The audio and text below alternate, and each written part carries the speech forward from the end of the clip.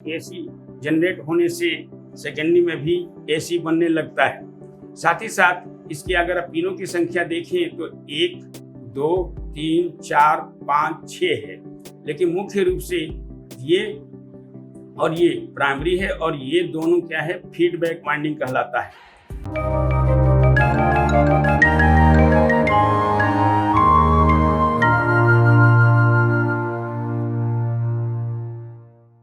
Hello friends, मैं Mohammad Quddus Multitech e vehicle lab में आपका बहुत बहुत स्वागत है। दोस्तों, आज हमारे पास एक ई बाइक का चार्जर आया है जो लोहिया कंपनी का है। जैसा आप देख रहे हैं, ये ई बाइक चार्जर है जिसमें ये 58 वोल्ट पे चलता है। इसमें कुछ प्रॉब्लम्स हैं, लेकिन हम उस प्रॉब्लम पे इस पे डिस्कस नहीं करेंगे आज। मुख्य रूप से आज जो डिस्कस करेंगे हम, वो इसमें मेन कंपोनेंट्स क्या है, उसका फंक्शन क्या है, उसकी आइडेंटिफिकेशन क्या है, इसके बारे में आपको इस वीडियो में जानकारी दी जाए। टाइम बचाने के लिए मैंने इसे पहले से ही खोल रखा है। तो आइए, जैसे कि मैंने इसे अलग कर लिया है, तो ये छोटा सा कार्ड है जो कि ई बाइक का चार्जर है। तो इसमें से जो मेन कंपोनेंट्स हैं, इसके बारे में आज मैं आपको इस वीडियो में जानकारी दूंगा। इसमें क्या क्या है और कहाँ पर लगा हुआ है, उसको क्या कहते हैं और उसका फंक्शन क्या है। दोस्तों, इसको बताने से पहले मैं आपको बताना चाहता हूँ कि आप चाहें तो ये मैन्युफैक्चरिंग भी कर सकते हैं, यानी खुद बना करके भी मार्केट में बेच सकते हैं। इसकी डिजाइनिंग भी आप चाहें तो यहाँ करके सीख सकेंगे। अच्छी तरह से आप इसको बहुत ही अच्छी तरह से सीख पाएंगे, क्योंकि हम यहाँ पे डिजाइनिंग का भी कुछ न कुछ आइडिया आपको दे देते हैं आने वाले समय में, क्योंकि आप इसको मार्केट में खुद डाल सकते हैं। साथ ही साथ इसकी रिपेयरिंग की कला भी सिखाई जाती है बहुत ही आसानी के साथ यहाँ पर। तो अब हम लोगों को क्या करना है कि इसके बारे में पूरी जानकारी लेनी है, इनके मेन कंपोनेंट्स और फंक्शन के बारे में। दोस्तों, मैं आपको क्लियर दिखाने के लिए मैं थोड़ा सा इसका हीट सिंक खोल रहा हूं, और खोलने के बाद इसके मेन कंपोनेंट्स आपको आसानी से दिख जाएंगे। तो आइए, अब हम लोग समझते हैं कि इसको क्या कहते हैं, एक एक करके बात करते हैं। सबसे पहले तो ये एसी इनपुट तार है, जैसे कि आप ये देख रहे हैं। ये देखिए, ये एसी का इनपुट तार है जिसमें हम 220 वोल्ट एसी देते हैं। तो जब हम एसी वोल्टेज देंगे तो लाइव और न्यूट्रल का ट्रैक होता है। ये एसी फ्यूज है। दोस्तों, ये फ्यूज डिपेंड करता है कि ये कितना एम्पियर एसी खींचता है, उस हिसाब से डिजाइन किया जाता है। इसे डिस्टॉर्शन फिल्टर कैपेसिटर कहते हैं। ये लाइन फिल्टर कॉइल है। फिर ये अगर आप देखें तो ये एनटीसी है। उसके बाद अगर हम देखें तो यहाँ पे 4 डायोड लगा हुआ है, जिसे ब्रिज कहा जाता है। दोस्तों, ये एनटीसी अलग अलग लगानी पड़ती है, डिपेंड करता है कि इसका कूल टेम्परेचर क्या है, उस हिसाब से हम लगाते हैं। उसके बाद ये मेन फिल्टर कैपेसिटर से, और सबसे अहम पुर्जा आप देख सकते हैं इसके अंदर है। ये अगर आप गौर से देख सकें तो ये है, जिसे एसटीआर कहा जाता है। इसको मैं उलट के दिखा रहा हूँ। ये आपको ये पिने हैं जो कि एसटीआर है। एसटीआर का पूरा नाम सिलिकॉन ट्रिगर रेक्टिफायर है। पूरा नाम सिलिकॉन ट्रिगर रेक्टिफायर है। इसमें आप देखिए तो इसको पिनों की संख्या 6 दिख रही है, 1, 2, 3, 4, 5, 6। लेकिन इसकी काउंटिंग ऐसे नहीं होती। अगर मैं एसटीआर की पिनों की काउंटिंग करूं तो ये जिगजैग के फॉर्म में होता है। ये 1 नंबर पिन है, फिर ये 2, फिर ये 3, फिर ये 4, ये 5 और लास्ट 6। ये 6 पिन का एसटीआर है। इस एसटीआर को लगाने से क्या होता है कि आप सर्किट को छोटा बना सकते हैं, और बहुत ही उपयोगी चीज़ें हैं। बहुत ही छोटे आकार में आप कोई भी चार्जर मैन्युफैक्चरिंग कर सकते हैं, बना सकते हैं। ये चार्जर आप खुद घर पे बना सकते हैं और मार्केट में बेच भी सकते हैं।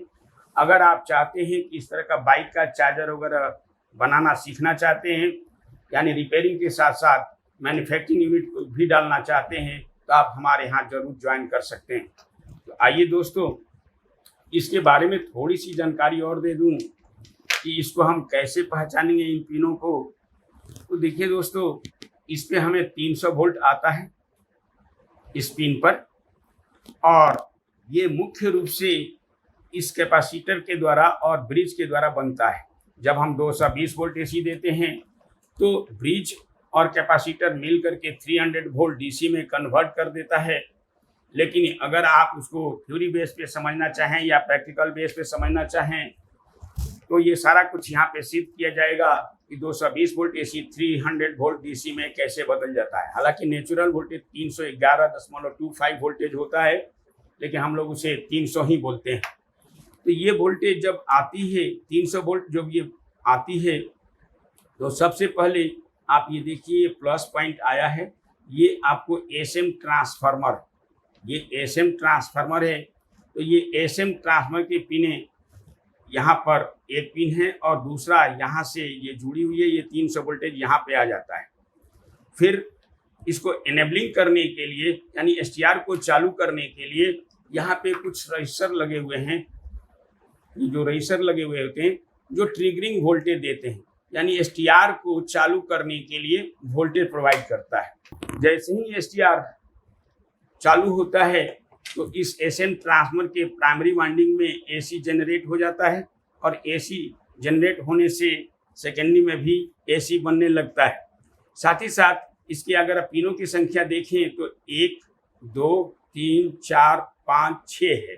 लेकिन मुख्य रूप से ये और ये प्राइमरी है, और ये दोनों क्या है, फीडबैक वाइंडिंग कहलाता है। तो फीडबैक का काम क्या होता है दोस्तों? मुख्य रूप से फीडबैक का काम होता है कि अगर इनपुट वोल्टेज किसी कारणवश कम ज़्यादा हो जाए तो उसे मेंटेन रखता है, जिससे हमारी स्विचिंग स्पीड प्रॉपर होती है। जैसे कि एसटीआर ट्रिगर मिलने के बाद, इन रजिस्टरों के द्वारा ट्रिगर मिलने के बाद जब चालू हो जाता है तो एसएम ट्रांसफार्मर के प्राइमरी वाइंडिंग में एसी और सेकेंडरी में इंड्यूस करंट बन जाता है। ये आप देखिए, ये सेकेंडरी वाइंडिंग है, जिससे सेकेंडरी वाइंडिंग से एसी जनरेट होता है। अब वो एसी को डीसी में बदलने के लिए मुख्य रूप से आप यहाँ देख सकते हैं कि ये एक 2 पिन का कंपोनेंट लगा है, जिसे पावर डायोड कहते हैं, और फिर यहाँ पर भी एक और डायोड लगा हुआ है जिसे शॉर्टकी डायोड कहा जाएगा।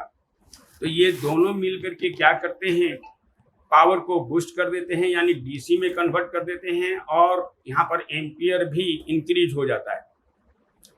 उसके बाद आते हैं इधर सेकेंडरी साइड में। तो ये जो आप देख रहे हैं, यहाँ पे 4 पिन के कंपोनेंट लगे हुए हैं, जिसे ऑप्टो कपलर कहते हैं। ये 4 पिन का है। फिर ये दूसरा भी 4 पिन का है, जिसे हम ऑप्टो कपलर के नाम से जानते हैं। दोस्तों, मुख्य रूप से ऑप्टो कपलर एक सेंसर है जो कि सेंस करता है। क्या सेंस करेगा कि अगर मान लीजिए आउटपुट वोल्टेज बढ़ जाती है तो इसकी जानकारी आपको प्राइमरी हिस्से को मिल जाती है, यानी स्विचिंग विभाग को मिल जाती है, या ये कहिए कि इस एसटीआर को मिल जाती है, जिससे इस अपनी स्विचिंग स्पीड नियंत्रित कर देता है। यानी एक तरह से हम कह सकते हैं कि ये कंट्रोलर के लिए होता है। एक ऑप्टो कपलर कंट्रोलर के लिए है और एक सेंसर के लिए, यानी सेंसिंग के लिए। सेंसिंग मीन्स कि आपके जो बैटरी कभी फुल चार्ज हो जाएगी तो स्विचिंग को काट देता है, और जैसे ही बैटरी कनेक्ट होता है तो इसका इंफॉर्मेशन इधर ऑप्टो कपलर के द्वारा एसटीआर को मिल जाता है, जिससे ये प्रॉपर काम करने लगता है। लेकिन उसको ऑपरेट करने के लिए या आउटपुट को कंट्रोल करने के लिए अगर हम गौर से देखें तो यहाँ पर एक आईसी लगी हुई है 358, इसके नंबर है 358 नंबर, जो कि एक कंपैरेटर आईसी होता है जो कि कंपेयर करता है वोल्टेजों को और उसके बाद ये रिजल्ट देता है। इसकी जानकारी हमारे दूसरी वीडियो में आप देख सकते हैं, इसके बारे में बताया गया है।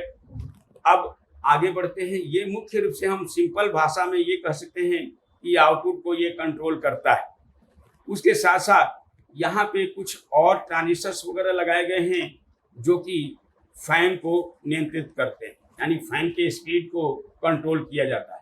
यानी हम ये कह सकते हैं कि 358 के द्वारा फैन को भी सेंस कराया जाता है, फैन के स्पीड को भी, साथ ही साथ ये ट्रांजिस्टरों के मदद से सेंसिंग कराई जाती है। यहाँ पे एक और ट्रांजिस्टर जैसा कंपोनेंट लगा हुआ है, लेकिन रियल में ये ट्रांजिस्टर नहीं है बल्कि TL431। ये एक तरह से कहा जा सकता है कि एक सिंपल जीनर है या कंट्रोलर भी कहा जाता है, और इसका बेसिकली नाम SCR है, यानी सिलिकॉन कंट्रोल रेक्टिफायर। जैसा कि नाम से ही जाहिर है कि सिलिकॉन कंट्रोल रेक्टिफायर यानी ये कह रहा है कि सिलिकॉन से बने हुए वस्तुओं को कंट्रोल करना। तो दोस्तों मैं आपको बताना चाहूँगा कि सिलिकॉन से बने हुए बहुत सारे कंपोनेंट्स होते हैं, जैसे कि हमारी IC या STR। तो ये सिलिकॉन मटेरियल से मुख्य रूप से बने हुए होते हैं। जितने भी सेमीकंडक्टर है लगभग सिलिकॉन उसमें मिक्स होता है। तो ये क्या करता है, एक तरह से कंट्रोल करता है, यानी मुख्य रूप से हम कह सकते हैं कि आउटपुट और इनपुट को कंट्रोल करता है। फिर अगर हम इधर बात करें तो ये एक फ्यूज लगा हुआ है जो कि DC फ्यूज है। ये यहाँ पे डायोड लगाया गया है इसलिए क्योंकि रिवर्स वोल्टेज ना जाए। उसके बाद ये आप एक छोटा सा रेजिस्टर देख रहे हैं हरे रंग का, ये एक तरह से शंट रेजिस्टर कहा जा सकता है। कुछ चार्जर के अंदर आपको यहाँ पे लोहे जैसे कंपोनेंट लगा होता है जिसे शंट कहते हैं, लेकिन ये मुख्य रूप से यहाँ पर लोहे जैसा कंपोनेंट न लगा करके बहुत ही कम वैल्यू का ये रेजिस्टर लगा हुआ है जिसे शंट रेजिस्टर के नाम से कहा जाता है। ये शंट रेजिस्टर एम्पियर से रिलेटेड होता है। अगर हम एम्पियर को एडजस्ट करना चाहते हैं तो इसके वैल्यू को थोड़ा बहुत चेंज किया जाता है। चेंज करके ये एम्पियर को घटा बढ़ा सकते हैं, लेकिन इसके साथ साथ ये भी जिम्मेवार है एम्पियर को घटाने और बढ़ाने के लिए, साथ ही साथ वोल्टेज को भी कम ज़्यादा कराने के लिए। तो ये कैसे होगा, प्रैक्टिकल रूप से आप यहाँ आकर के सीख सकते हैं कि किसी भी चार्जर का एम्पियर कैसे घटाया जा सकता है जो SMPS बेस चार्जर होते हैं। वैसे तो नॉर्मल चार्जर के अंदर प्रीसेट का प्रयोग किया जाता है जो हम एम्पियर घटा बढ़ा सकते हैं अपने इच्छानुसार, लेकिन बहुत सारे ऐसे चार्जर हैं जिसमें प्रीसेट का प्रयोग नहीं होता है।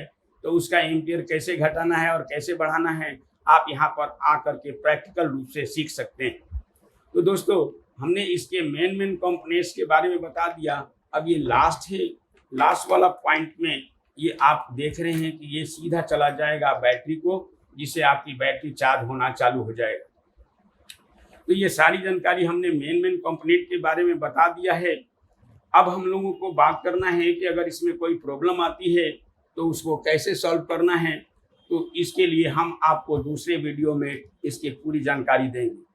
अभी इसमें प्रॉब्लम है, थोड़ी सी प्रॉब्लम ये है कि इसका आउटपुट कंट्रोल नहीं हो रहा है, यानी आउटपुट वोल्टेज बढ़ करके आ रही है। तो मुख्य रूप से अगर आउटपुट वोल्टेज बढ़ के आ रही है तो पहले तो इमेज किया जाता है इसमें प्रॉब्लम क्या है। तो प्रॉब्लम के अनुसार ही हम उसको शॉर्ट आउट करते हैं या शूट आउट करते हैं। तो ज़्यादातर इस विभाग की खराबी होने से, जैसे कि आपको ये SCR है, SCR और ये ऑप्टो कपलर, अगर ये खराब हो जाए, SCR और ऑप्टो कपलर खराब हो जाए तो इसके आउटपुट बढ़ जाते हैं या कम हो जाते हैं। साथ ही साथ कोई कैपेसिटर्स भी अगर खराब हो जाएगा तो ऐसा होगा, लेकिन इसमें ऐसा कुछ नहीं दिख रहा है। तो इसको हम किसी और वीडियो में आपको आगे बताएंगे दोस्तों। तो आपको ये वीडियो कैसा लगा आप मुझे ज़रूर बताएं। थैंक यू वेरी मच दोस्तों।